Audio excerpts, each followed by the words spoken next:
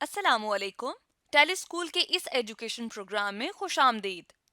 ये programme TV पर हुकूमत पाकिस्तान और सबक फाउंडेशन की शराकत से पेश किया जा रहा है।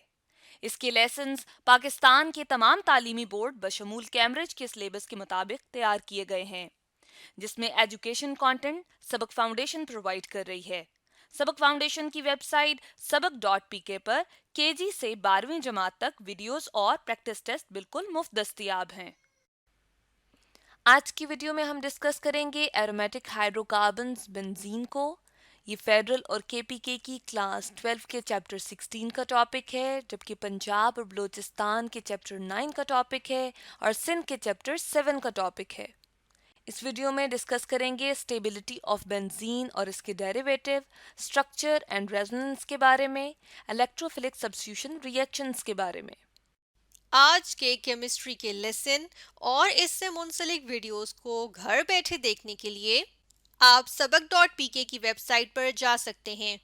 यहाँ पर तमाम बोर्ड्स की 9वीं से 12वीं जमात तक की केमिस्ट्री के सारे टॉपिक्स पर वीडियोस और प्रैक्टिस टेस्ट बिल्कुल मुफ्त मौजूद हैं। इनके ज़रिए आप अपने कंसेप्ट्स को पुख्ता करके इम्तहानात में शानदार नंबर हासिल कर सकते हैं। बेंजीन को जो एक्स्ट्रा स्टेबिलिटी मिलती है वो रेजोनेंस की वजह से है। तो हम जो है वो किस तरह से बेंजीन की स्टेबिलिटी का पता लगा सकते हैं, तो इसके लिए हम जो है वो हम जो तरीकाकार यूज़ करते हैं वो ये है कि हम हीट ऑफ हाइड्रोजिनेशन फाइंड करते हैं। Heat of hydrogenation. हाइड्रोजिनेशन क्या होता है कि हाइड्रोजन की एडिशन, ठीक है, हाइड्रोजन की एडिशन को हम कहते हैं हीट ऑफ हाइड्रोजिनेशन, सॉरी इसको हम कहते हैं हाइड्रोजिनेशन, और उसके नतीजे में जो निकलने वाली हीट होती है इसको हम कहते हैं हीट ऑफ हाइड्रोजिनेशन। तो किस तरह से हम हीट ऑफ हाइड्रोजिनेशन करते हैं और किस तरह से हमें बेंजीन की स्टेबिलिटी का पता लगता है, इसके लिए हम यहाँ पे एक ग्राफ देखेंगे, एक डायग्राम समझ लें आप इसको। इससे हम जो है वो समझने की कोशिश करेंगे। मैं यहाँ पे ये आपको एक डायग्राम दिखा रहा हूँ और इसमें आप जो है वो देख सकते हैं कि ये हमारे पास ये जो है वो एनर्जी की बात हो रही है। यहाँ पे ये साइक्लोहेक्सेन जो है मैंने लिखा हुआ है। तो अगर हम क्या करें, साइक्लोहेक्सीन जो है ये एक साइक्लोहेक्सीन का मॉलिक्यूल है। मैं यहाँ पे इधर लिख भी सकता हूँ कि ये क्या है जी, साइक्लोहेक्सीन है, साइक्लोहेक्सीन, ठीक है। एक डबल बॉन्ड है इसमें, इसकी हाइड्रोजनेशन करें यानी इसमें हाइड्रोजन की एडिशन करें, एक मॉलिक्यूल हम इसमें हाइड्रोजन का ऐड करें H2, तो हमारे पास प्रोडक्ट क्या आती है जी, हमारे पास प्रोडक्ट आती है, मैं यहाँ लिख लेता हूँ, हमारे पास साइक्लोहेक्सेन बन जाता है, ठीक है। और इस केस में एनर्जी जो रिलीज होती है वो होती है जी 119.5 किलो जूल पर मोल। मैंने साथ माइनस लगाया हुआ है, इट मीन की एनर्जी रिलीज हो रही है। तो ये आ गया हमारे पास। अब उसके बाद फर्ज किया हमारे पास एक और कंपाउंड है जो जिसमें दो डबल बॉन्ड हैं और इसको हम कहते हैं साइक्लो हेक्साडाइन। चूंकि इसमें दो डबल बॉन्ड हैं, मैं यहाँ लिख भी लेता हूँ और डबल बॉन्ड की पोजीशन भी मेंशन कर लेते हैं। 1 2 3 4 5 6, पोजीशन 1 और 3 पे जो है वो डबल बॉन्ड है, ठीक हो गया। तो मैं इसको यहाँ पे इस तरह से लिख लूंगा 1 3 इस तरह से आइफन डालूंगा और लिखूंगा साइक्लो साइक्लो CYCLO, मैं यहाँ पे लिखूंगा CYCLO, साइक्लो हेक्साडाइन। दो डबल बॉन्ड है तो मैं यहाँ लिखूंगा साइक्लो हेक्साडाइन। तो जब हम इसकी हाइड्रोजनेशन करते हैं तो होना तो ये चाहिए कि 119.5 इसको हम मल्टीप्लाई करें 2 से, यानी मैं यहाँ पे कर लेता हूँ कि 119.5 multiply by 2 is equal to 239, ठीक हो गया। क्योंकि इसमें दो जो है वो डबल बॉन्ड है और दो डबल बॉन्ड के लिए हमें दो मॉलिक्यूल चाहिए हाइड्रोजन के, तो हमारे पास 239 जो है वो वैल्यू आ जाती है, यानी 239 किलो जूल पर मोल, ये हमें एनर्जी आनी चाहिए। मगर इस केस में हम देखते हैं कि जो एनर्जी रिलीज होती है वो आती है जी हमारे पास 231.5 किलो जूल पर मोल। तो जो हमारी एक्सपेक्टेड एनर्जी की वैल्यू है उससे ये कम है, ठीक है। इसकी क्या वजह है, इसकी वजह यह है कि ये कंजुगेटेड मॉलिक्यूल है, और कंजुगेटेड मॉलिक्यूल क्या होता है कि जिसमें अल्टरनेट डबल और सिंगल बॉन्ड होते हैं। तो इस केस में आप देख सकते हैं कि एक डबल बॉन्ड आ रहा है, फिर सिंगल बॉन्ड, फिर डबल बॉन्ड। तो इसलिए ये चीज, ये जो कंजुगेशन है, ये इसको स्टेबिलिटी देती है, जिसकी वजह से जो है वो इस केस में हमारी जो एक्सपेक्टेड एनर्जी थी जो कि रिलीज होनी थी 239, वो नहीं हुई, बल्कि उससे कम एनर्जी जो है वो रिलीज हुई, यानी -231.5 किलो जूल पर मोल एनर्जी रिलीज हुई। तो इसकी वजह से ये स्टेबल हो जाता है। क्यों? जब कंजुगेशन होगी तो ये जो इलेक्ट्रॉन है इसमें, ये डिलोकलाइज हो सकते हैं। मैं यहाँ पे आपको शो कर सकता हूँ, ये इलेक्ट्रॉन यहाँ पे शिफ्ट हो जाएं, पाई इलेक्ट्रॉन, और ये इधर शिफ्ट हो जाएं। ठीक है, तो ये एक जगह पे मौजूद नहीं होंगे, बल्कि इस रिंग, आधे रिंग के अंदर जो है ये डिलोकलाइज होंगे, जिसकी वजह से ये इसकी वजह से ये स्टेबल होगा, ये मॉलिक्यूल 1,3 साइक्लोहेक्साडाइन का। ठीक है, लिटिल बिट स्टेबल होगा, और इसकी जो एनर्जी रिलीज होगी, हीट ऑफ हाइड्रोजनेशन जो होगी वो कम होगी। ठीक है, जो हमारी एक्सपेक्टेड वैल्यू है उससे। तो इसके बाद हम एक और स्ट्रक्चर देखते हैं जो कि है साइक्लोहेक्साट्राइन। एक हमारे पास हाइपोथेटिकल मॉलिक्यूल है, और इसमें आप देखें कि 3 जो है वो सिंगल बॉन्ड है और 3 डबल बॉन्ड है, और स्ट्रक्चर जो है वो इस तरह से है कि हमने जैसा कि बेंजीन का ऊपर देखा है वैसा स्ट्रक्चर नहीं है, बेंजीन जरा डिफरेंट है इस स्ट्रक्चर से। इसमें आप देखते हैं कि सिंगल बॉन्ड की बॉन्ड लेंथ ज्यादा है than the double bond. Sorry, 3 hydrogen के मॉलिक्यूल अगर ऐड होते हैं, यानी मैं यहाँ इस तरह से लिखूंगा H2 और फिर यहाँ पे 3 लिख लूंगा, और ये हमारे पास स्ट्रक्चर होगा, तो हमारे पास कितनी हीट ऑफ हाइड्रोजनेशन रिलीज होगी। तो जब हम इसकी एक्सपेक्टेड वैल्यू देखते हैं तो वो हमारे पास आती है जी, क्या आती है ये आप देख सकते हैं 358.5, ये हमारे पास एक्सपेक्टेड वैल्यू आती है। मगर जब हम एक्सपेरिमेंटली बेंजीन की हीट जो है वो हाइड्रोजनेशन करते हैं, तो हमारे पास जो एक्सपेरिमेंटल वैल्यू आती है वो क्या आती है, वो आप देख सकते हैं 208 किलो जूल पर मोल आ रही है, मगर जो एक्सपेक्टेड है वो 358.5 किलो जूल पर मोल है। सो बाकी जब हम इससे माइनस करते हैं 358.5 से 208 किलो जूल पर मोल एनर्जी को, तो 150.5 किलो जूल पर मोल एनर्जी जो है वो कम है। ठीक है, तो इसको हमने ये इस तरह से एरो से शो किया हुआ है, और चूंकि ये वाला हाइपोथेटिकल मॉलिक्यूल जो है, हाइपोथेटिकल जो मॉलिक्यूल है ये इस एनर्जी स्टेट पे है, मगर जो बेंजीन है हमारे पास वो इस एनर्जी स्टेट पे आता है। तो इसका मतलब क्या हुआ कि बेंजीन में क्या है जी, डिलोकलाइजेशन है, जिसकी वजह से क्या होता है कि ये एक्स्ट्रा स्टेबल होता है।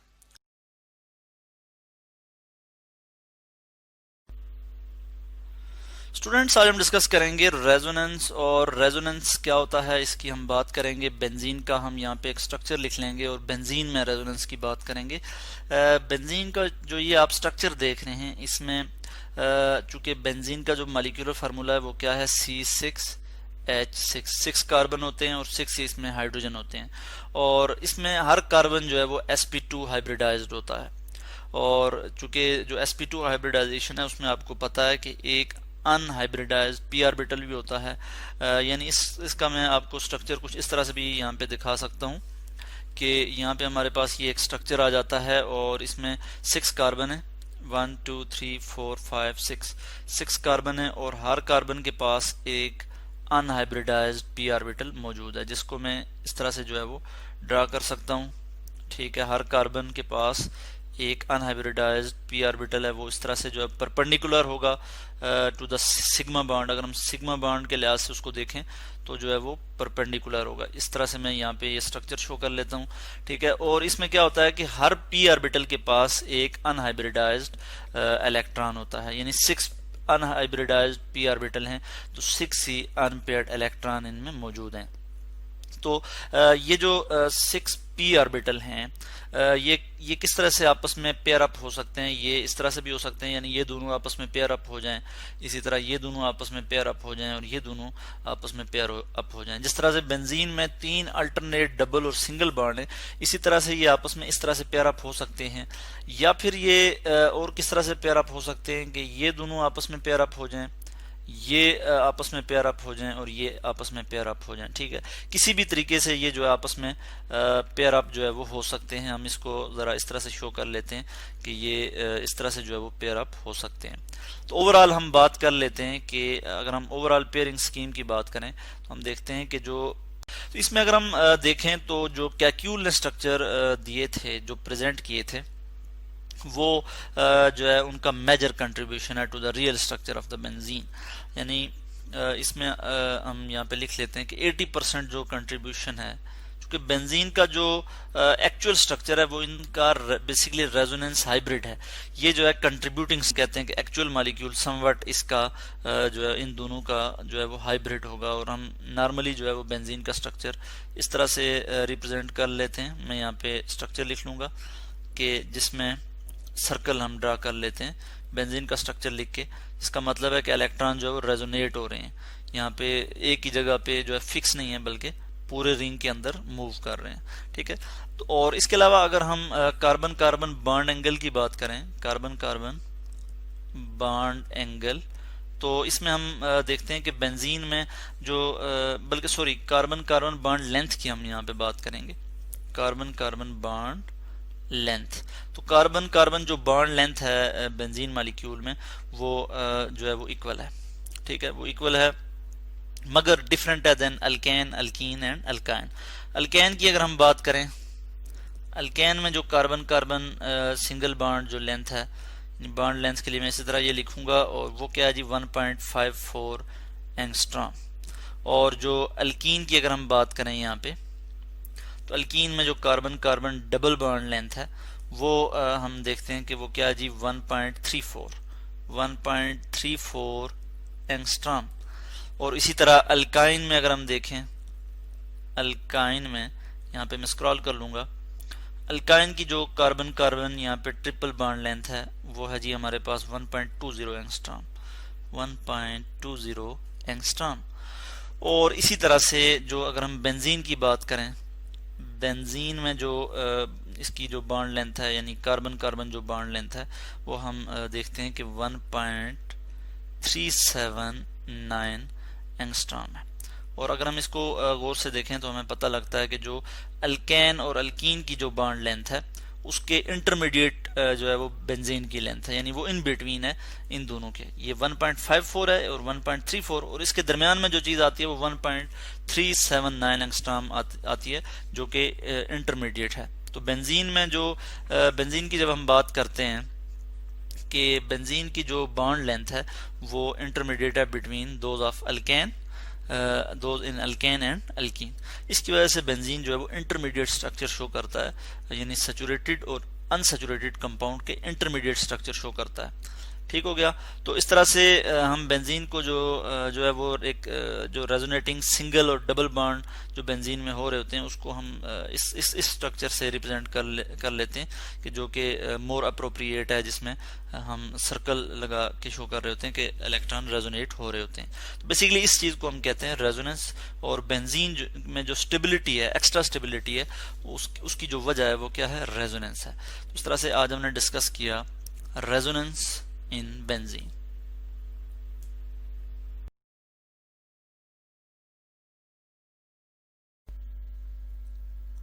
स्टूडेंट्स आज हम डिस्कस करेंगे फ्रीडल क्राफ्ट्स रिएक्शन के। इसमें क्या होता है कि कोई अल्काइल हैलाइड जो है रिएक्ट करता है जी बेंजीन के साथ, और मैं यहाँ पे लिख लूंगा R, और हैलाइड के लिए मैं X लिखूंगा, जनरल सा रिएक्शन में लिख लूंगा। और हम स्ट्रांग लुइस एसिड के साथ इसको जो है वो मतलब स्ट्रांग लुइस एसिड हम एज अ कैटलिस्ट यूज करेंगे। ठीक है, AlCl3 हम एज अ कैटलिस्ट यूज करेंगे, और ये हमारे पास जो है वो प्रोडक्ट क्या आ जाएगी। मैं यहाँ पे इस प्रोडक्ट को भी यहाँ पे लिख लूंगा कि इसकी अल्काइलेशन हो जाएगी, R जो है वो यहाँ पे अटैच हो जाएगा।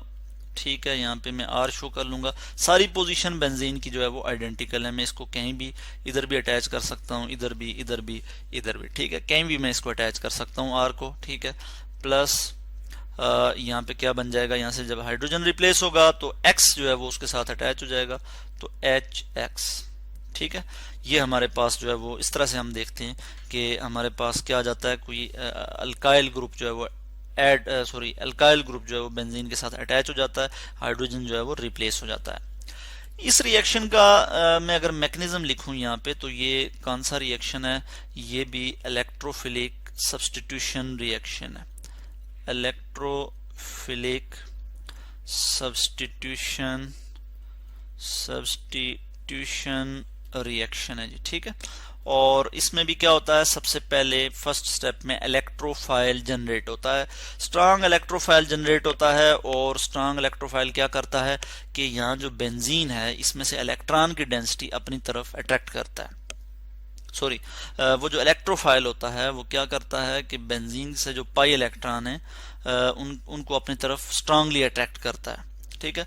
और इस तरह से फिर वो वहाँ से जो है वो सब्स्टिट्यूशन रिएक्शन शो करता है, क्योंकि वहाँ से एक हाइड्रोजन रिप्लेस हो जाता है और उसकी जगह वो जाके अटैच हो जाता है। ये किस तरह से होता है, हम सबसे पहले इसका मैकेनिज्म देख लेते हैं। कोई भी अल्काइल हैलाइड है हमारे पास, हम लिखेंगे, फर्ज किया यहाँ पे हमारे पास कोई भी अल्काइल हैलाइड है तो R लिखेंगे उसके लिए, और हैलाइड की जगह मैं फर्ज किया यहाँ पे Cl लिख लेता हूँ, ठीक है। और इसको हम रिएक्ट करवाएंगे लुईस एसिड के साथ AlCl3, ये एज अ कैटलिस्ट हम यूज कर रहे हैं। लुईस एसिड जो है ये इलेक्ट्रॉन पेयर एक्सेप्टर होता है, ठीक है।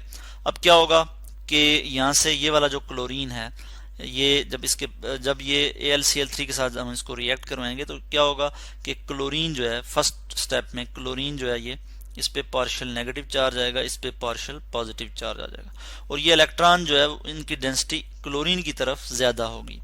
और फिर क्या होगा कि ये जो है इसके साथ जब रिएक्ट कर जाएगा, यहाँ पे क्या बन जाएगा, AlCl4 negative pair of electron लेके जो है क्लोरीन यहाँ से चला जाएगा।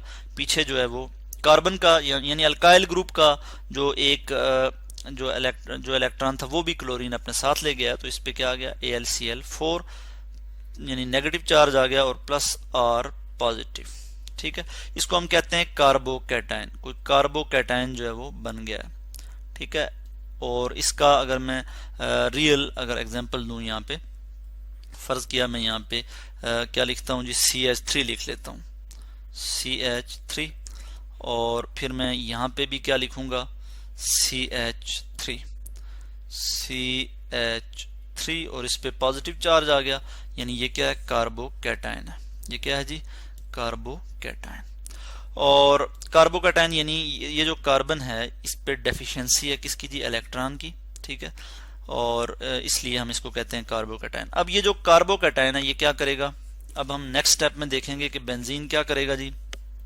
बेंजीन रिंग, इसके जो पाई इलेक्ट्रॉन है ये स्ट्रांगली अट्रैक्ट होंगे किसकी तरफ, कार्बोकैटायन जो कि इलेक्ट्रोफाइल के तौर पे एक्ट करेगा इसकी तरफ, ठीक है। ये इस पे अटैक इस तरह से शो करेंगे, यानी पेयर ऑफ इलेक्ट्रॉन इधर शिफ्ट होगा और कोवेलेंट बॉन्ड बन जाएगा। किस तरह से बन जाएगा जी, मैं वो यहाँ पे शो कर लेता हूँ कि ये हमारे पास बेंजीन रिंग है, इस तरह से ये आ जाएगा, यहाँ पे CH3 अटैच हो जाएगा, एक हाइड्रोजन यहाँ पे इस तरह से आ जाएगा, क्योंकि ये हाइड्रोजन इधर मौजूद है पहले से, और रिंग यहाँ पे पॉजिटिव चार्ज आ जाएगा, ठीक है।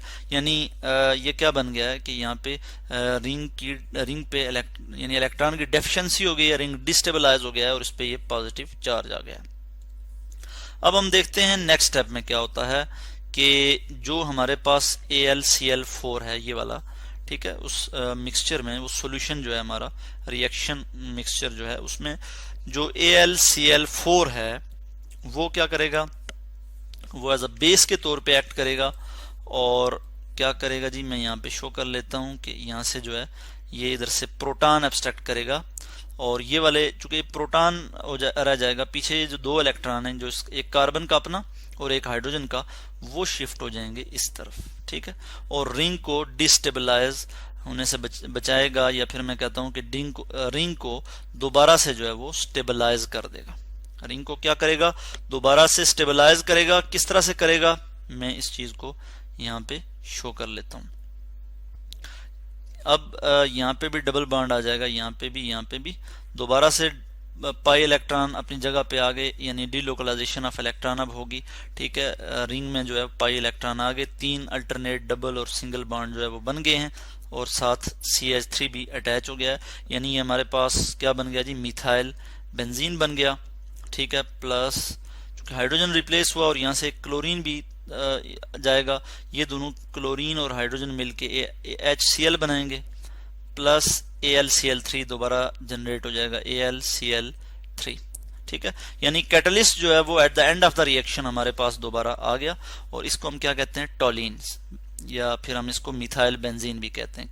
ठीक है, TOLUENE, टॉलिन भी हम इसे कहते हैं, और इसको हम क्या कहते हैं, मिथाइल बेंजीन, जो कि IUPAC नेम है इसका। ठीक है, और टॉलिन भी हम इसको कहते हैं, यानी ये एक्सेप्टेड नेम है IUPAC की तरफ से। तो इस रिएक्शन को हमने कहा कि ये कौन सा रिएक्शन है, ये फ्रीडल क्राफ्ट अल्काइलेशन रिएक्शन है, जिसमें क्या हुई, जो बेंजीन रिंग है उसकी अल्काइलेशन हुई, कोई अल्काइल ग्रुप अटैच हो गया है। और इस केस में हमने यहाँ पे एग्जांपल के तौर पे मिथाइल ग्रुप